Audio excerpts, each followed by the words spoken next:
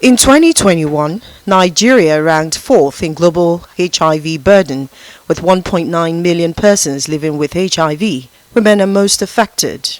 Also, children up to 14 who were HIV positive equaled 170,000.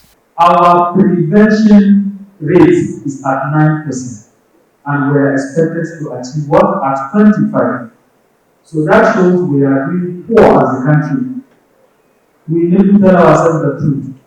We are the communities, we are people living with HIV, and we want everybody to be prevented, and we want to control the AIDS in our country.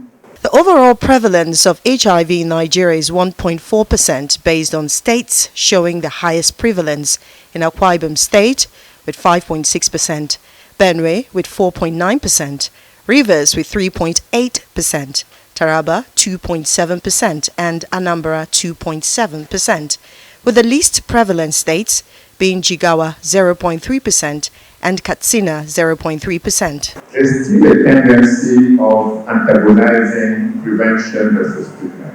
We need both. We need prevention and we also need treatment, because treatment, as you mentioned, alone will not take us to epidemic control. What is also holding back is the top political leadership and commitment around prevention. And in a country like Nigeria, the leadership and commitment in FCT is good. That His Excellency the President has provided resources.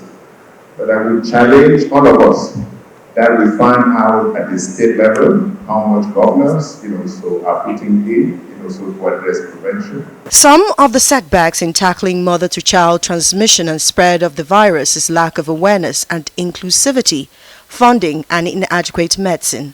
Experts say preventive measures such as the use of male and female condom, continuous awareness, availability of drugs and funding is important. We must redouble our efforts to prevent mother-to-child transmission and strive for an AIDS-free generation by 2030.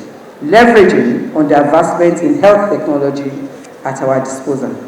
Prevention, they say, is better than cure, and it lies at the core of our public health interventions. We also need to pay attention both on the male and female condoms, especially now that we have a lot to do in terms of PNTCT program. It's not only about the youth, but even the women need to have access to these condoms, especially the female condoms, because we just got a new partnership who are willing to work with us, so we can do a lot of demand creation using our women. To aid prevention, the chairman of the House Committee on AIDS and Tuberculosis is pledging 50 billion naira support by the federal government.